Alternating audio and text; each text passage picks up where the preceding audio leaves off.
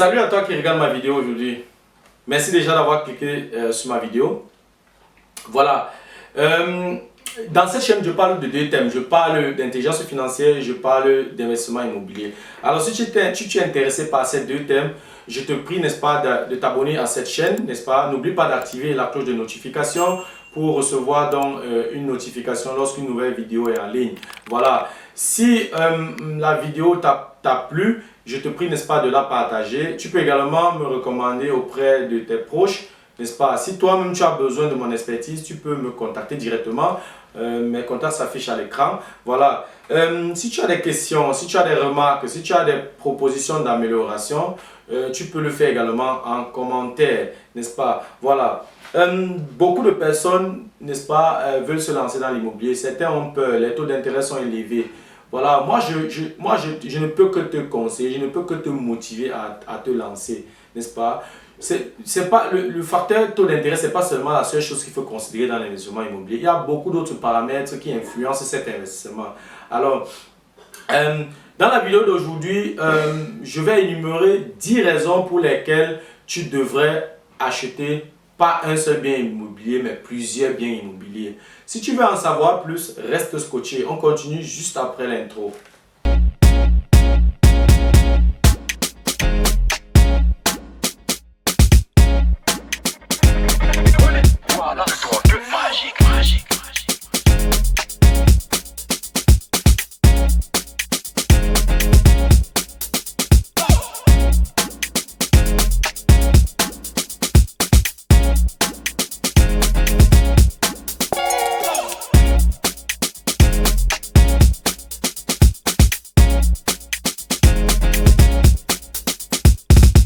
Voilà, on va considérer que tu as déjà acheté ton premier appartement, tu as acheté un bien immobilier. Voilà, tu as mis en location, tu as un locataire à l'intérieur, l'investissement fonctionne normalement, parfaitement. Le loyer arrive à temps, le locataire n'a pas de problème, tu t'entends bien avec ton locataire. Voilà, les frais d'entretien du bien sont payés de manière ponctuelle, sans souci. La mensualité est payée normalement tous les mois à la banque, n'est-ce pas? Voilà. Pourquoi ne pas donc acheter plusieurs biens immobiliers? C'est la question que je te pose. Tu maîtrises déjà l'investissement, tu sais déjà comment ça se passe. Pourquoi tu n'achètes pas un deuxième, un troisième, un quatrième? Pourquoi? On va donc énumérer 10 raisons pour lesquelles tu devrais acheter plus d'un bien immobilier. Première raison, un seul bien ne suffit pas pour atteindre ses objectifs. Je dois aussi avouer qu'un bien immobilier est mieux qu'aucun bien, n'est-ce pas? Mais tout d'abord, avant de te lancer dans un tel investissement, tu dois déjà te fixer des objectifs, n'est-ce pas? Quel est ton objectif? Ton objectif est une simple prévoyance vieillesse ou alors tu aimerais vivre des revenus locatifs. Ça, tu dois déjà savoir ce que tu veux, n'est-ce pas? Moi, je dirais juste qu'un bien immobilier ne suffit pas pour être libre financièrement, pour assurer la sécurité de ta famille, pour financer l'éducation de tes enfants, pour découvrir le monde. Un seul bien immobilier ne suffit pas. Un seul bien immobilier ne suffit pas pour combler le déficit de la retraite. Ça, c'est aussi un fait.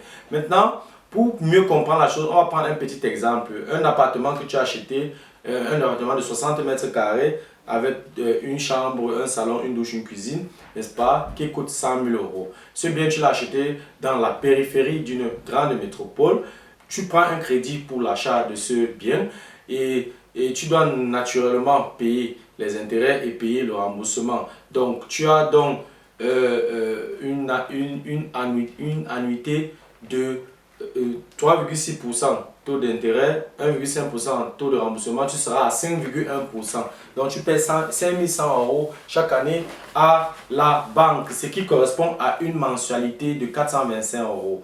N'est-ce pas? Tu as les avantages fiscaux qui s'élèvent à 1% par an. Tu as les frais d'entretien du bien qui s'élèvent à 1%. Tu as les réserves et d'autres dépenses supplémentaires qui s'élèvent à 1% du prix d'achat.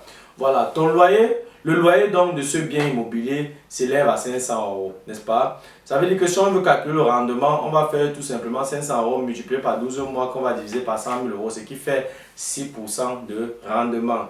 Et si on considère un 6% de rendement, en calculant le cash flow sera donc la différence entre le loyer tu vas juste faire le loyer moins la mensualité que tu paies à la banque, moins les frais d'entretien du bien, moins tes réserves. Quand tu vas faire dans ce calcul, tu auras donc un montant de 900 euros par an qui est ton cash flow. Avec 900 euros par an, tu ne peux rien faire. Donc, ça ne suffit pas. Voilà. Considérons une durée de financement de 30 ans, n'est-ce pas? Ça veut dire que quoi? Si après 30 ans, tu n'as plus de dettes, donc les 425 euros que tu payais par mois, tu ne payes plus. Ça veut donc dire que quoi? Tu as théoriquement un revenu passif de 425 euros par mois. Est-ce que ça suffit? Je ne pense pas. Deuxième raison, avec un seul bien immobilier, tu n'es pas flexible. Pourquoi je le dis? En cas d'absence prolongée de loyer, c'est-à-dire que si tu as un locataire par exemple qui ne paye pas le loyer, ou alors tu as un locataire qui veut quitter l'appartement, l'appartement sera vide. Voilà, tu n'as pas d'entrée, n'est-ce pas? Qu'est-ce qui se passe? Si tu n'as pas d'entrée et que tu ne peux pas payer tu ne peux pas payer la mensualité à la banque, tu vas devoir vendre le bien, n'est-ce pas? Et une fois que tu as vendu le bien, tu n'as plus de bien immobilier. C'est ce que ça signifie. Ça peut aussi arriver que tu achètes un bien immobilier dans un immeuble où il y a un copropriétaire qui a la majorité des biens de l'immeuble. Ça veut dire que s'il y a des mesures à prendre, par exemple, pour une réparation ou alors pour moderniser quelque chose, voilà, il a la majorité, donc il va toujours gagner. Donc, du coup, il peut vouloir, par exemple, prendre des mesures qui ne sont pas compatibles, n'est-ce pas, avec ton plan financier. Donc, ce qui va te mettre dans des difficultés, tu ne pourras pas financer les mesures qu'il a eu à prendre. Donc, qu'est-ce qui se passe? Donc, quelle est la conséquence? La conséquence est que tu vas devoir vendre le bien. Tu vois un peu. Et après la vente de ton seul bien, tu n'as plus de revenus supplémentaires, tu n'as plus d'autres biens, n'est-ce pas? C'est pour ça que je dis, si tu as un seul bien, si tu as un seul bien, ce bien est très sensible à toute fluctuation du marché. Il faut tenir compte de ça. C'est pour ça que moi je te conseille vivement d'acheter plus d'un bien immobilier. Troisième raison, avec plusieurs biens immobiliers, tu épargnes plus. Lorsque tu as plusieurs biens immobiliers, n'est-ce pas, tu économises aussi un peu plus, n'est-ce pas? Puisque chaque bien immobilier que tu mets en location, tu as un locataire qui te paie le loyer, n'est-ce pas? Avec ce loyer, tu payes la mensualité à la banque. Ça veut dire que le locataire t'aide à rembourser ton crédit à la banque, n'est-ce pas? Et je dois mentionner que la mensualité est composée du taux de remboursement et de l'intérêt, n'est-ce pas? Le remboursement ici, c'est ton patrimoine, n'est-ce pas? Avec plusieurs biens immobiliers, donc tu as plusieurs locataires, n'est-ce pas? Et tous tes locataires donc remboursent le crédit de manière simultanée, c'est-à-dire en même temps, n'est-ce pas? Voilà. Et ça ne peut que faire accroître ton patrimoine. C'est un levier incroyable. Donc, tu as en fait partout au même moment, n'est-ce pas? Tu as les locataires partout qui remboursent ton crédit chaque mois à la banque, n'est-ce pas? Donc, et j'aimerais également ajouter que avec plusieurs biens immobiliers, tu as plusieurs sources de revenus. Et de ce fait, tu atteindras un peu plus rapidement ta liberté financière. Restons toujours dans notre exemple où tu as un appartement de 62 mètres carrés que tu as acheté. Ça a une chambre, un salon, une douche, une cuisine, un balcon. Ça a coûté 100 000 euros et tu as acheté ça dans la périphérie d'une grande métropole, n'est-ce pas? Le taux de remboursement initial est de 2%. Voilà, pourquoi taux de remboursement initial? Puisque lorsque tu veux acheter un bien immobilier, tu prends un crédit. Le crédit est constitué des intérêts et du remboursement. Voilà. Tu ne paies les intérêts que sur la dette restante. Ça veut dire que si à la première année, tu as remboursé une certaine partie, l'année d'après, tu paies les intérêts de ce qui reste. Donc, ce qui fait que sur la durée, les intérêts vont diminuer et sur la durée, le remboursement va augmenter. N'est-ce pas? Voilà. Ça veut donc dire que quoi? Si on considère notre exemple où tu as acheté le bien à 100 000 euros et le taux d'intérêt le taux de remboursement s'élève à 2%, ça veut tout simplement dire que tu économises grâce au remboursement 2 000 euros par an. 2 000 euros par an. Ça veut dire 167 euros par mois, par appartement. C'est quand même incroyable, n'est-ce pas? Imaginons alors, si tu as 10 appartements, tu seras à 167 euros multiplié par 10 appartements, tu seras à 1670 euros par mois, n'est-ce pas? Que ton locataire paye, toi tu ne dépenses même pas un centime, n'est-ce pas? C'est tout simplement magique. Ça veut dire quoi? Ça veut dire que plus tu as d'objets, plus l'épargne est élevée et ton patrimoine augmente de manière drastique. Quatrième raison, apprends de tes erreurs et augmente ton patrimoine. Lors de l'achat de ton premier bien, tu as eu des difficultés, mais tu as appris beaucoup. Tu sais déjà comment le business fonctionne. Tu sais déjà comment faire une demande de crédit immobilier. Quels sont les documents que la banque demande. En fait, tu as déjà appris. Tu maîtrises déjà comment ça se passe. Mais pourquoi tu n'entreprends donc pas acheter un deuxième bien? Puisque tu maîtrises déjà le fonctionnement, tu maîtrises déjà l'investissement. Alors moi, je te conseillerais, après ton premier bien, tu te lances pour le deuxième bien. Puisque la procédure, c'est la même. Oh, tu as déjà parcouru la procédure, tu la maîtrises, n'est-ce pas? Voilà.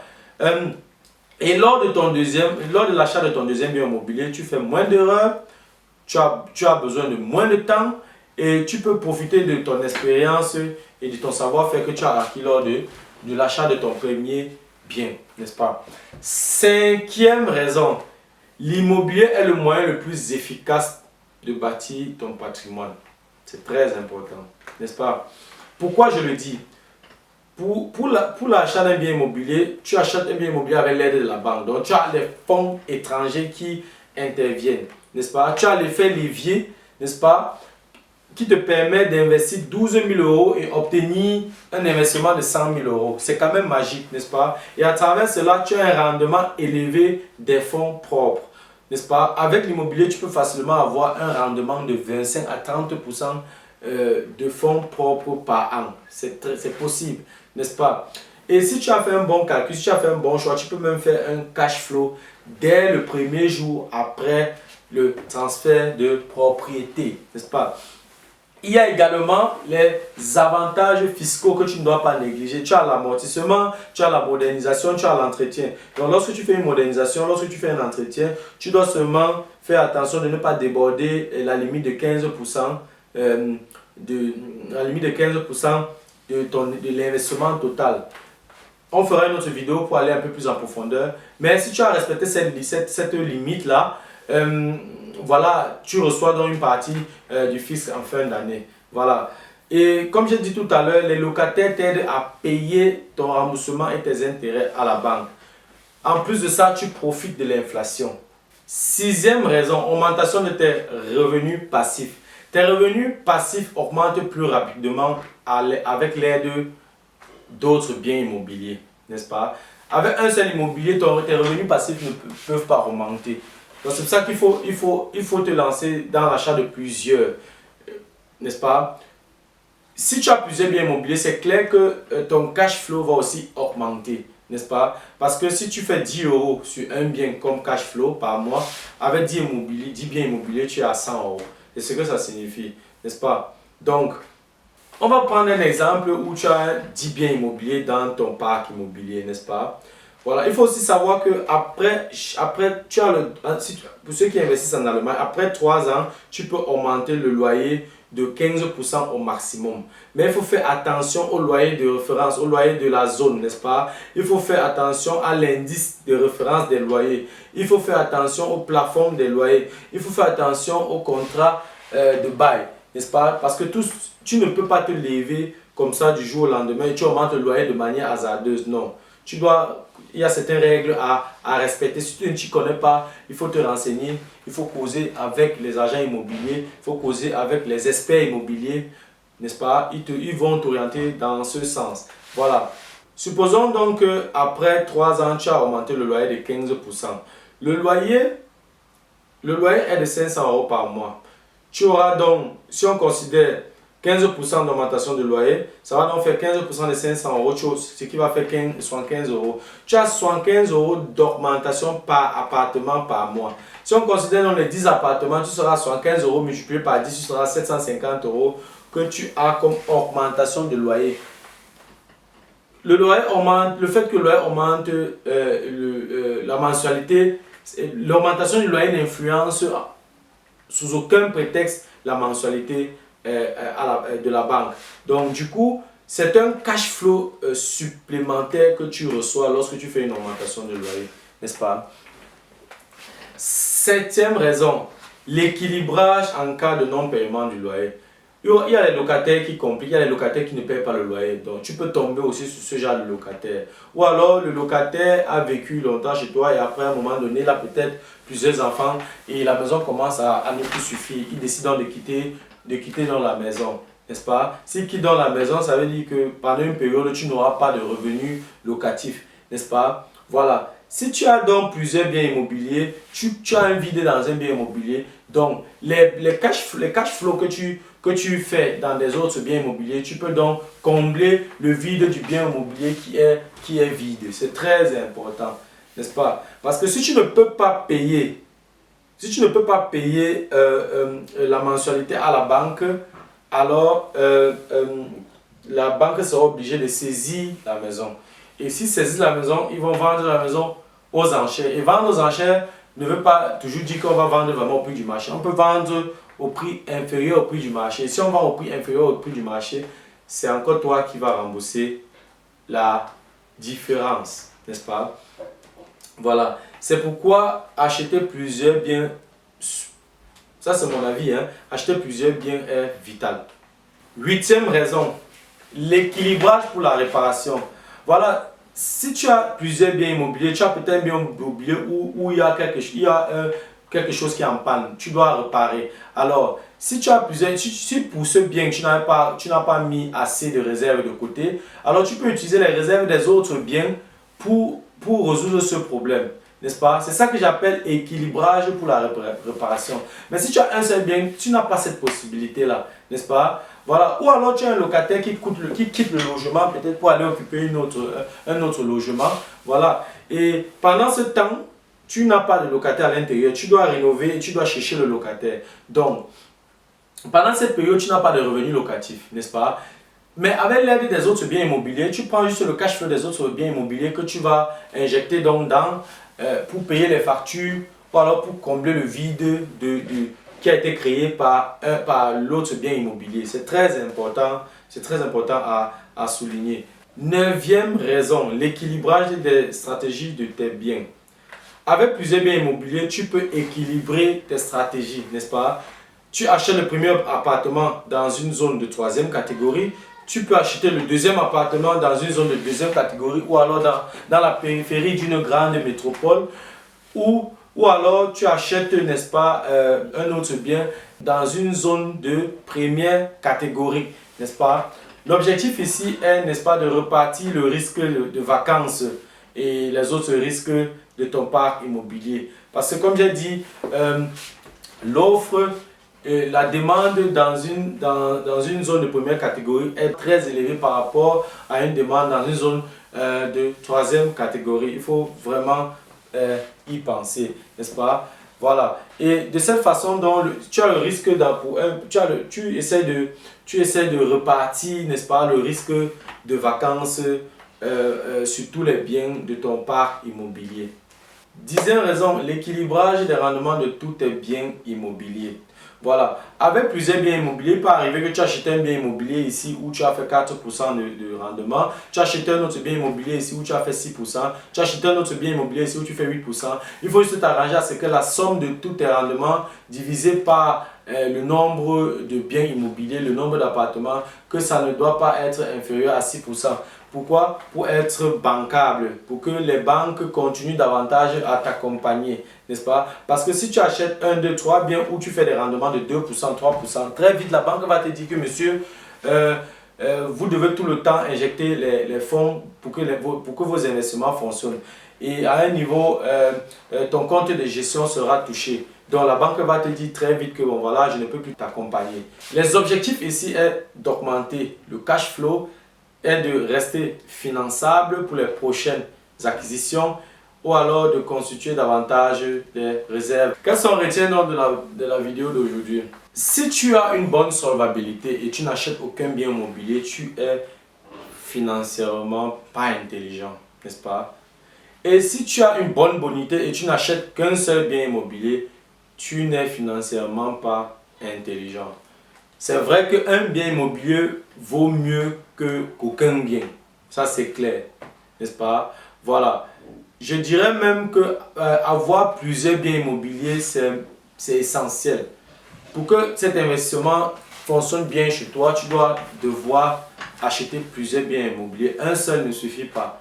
Tous les riches ont des biens immobiliers dans leur portefeuille. Même s'ils investissent dans les actions, dans les crypto-monnaies, dans les parts dans des entreprises, ils vont toujours tout faire pour investir dans l'immobilier, n'est-ce pas? Voilà. Si tu veux être rapidement libre financièrement, voilà, tu vas devoir acheter plusieurs biens immobiliers. Voilà. C'est pourquoi je te recommanderais, n'est-ce pas, de te former. Voilà. Fais-toi accompagner, fais-toi conseiller. Si tu as besoin de mon expertise, tu peux me contacter à tout moment. Mon contact s'affiche à l'écran. On prend un rendez-vous, on fixe ta stratégie et puis tu te lances. C'était tout pour la vidéo d'aujourd'hui. J'espère qu'elle t'a plu. J'espère que tu as pu apprendre quelque chose. Voilà. Tu as là d'autres raisons supplémentaires de te lancer dans l'investissement immobilier. Voilà, si tu aimerais de temps en temps, n'est-ce pas, regarder ce style de vidéo, ce genre de vidéo, je te prie, n'est-ce pas, de t'abonner à cette chaîne. N'oublie pas d'activer la cloche de notification pour avoir l'information lorsqu'une nouvelle vidéo est en ligne. Je serai également très heureux de recevoir tes commentaires et vraiment, si la vidéo t'a plu, tu peux m'envoyer également un like. Voilà, si tu penses que j'ai de l'expertise qu'il faut, tu peux me recommander auprès de tes proches, auprès de tes amis, auprès de ta famille, n'est-ce pas? Voilà, ça m'a fait énormément plaisir de partager ce savoir avec toi aujourd'hui et ça me ferait encore plus plaisir, n'est-ce pas, de te revoir dans la prochaine vidéo. C'était Fabrice de Imogénie. Ciao!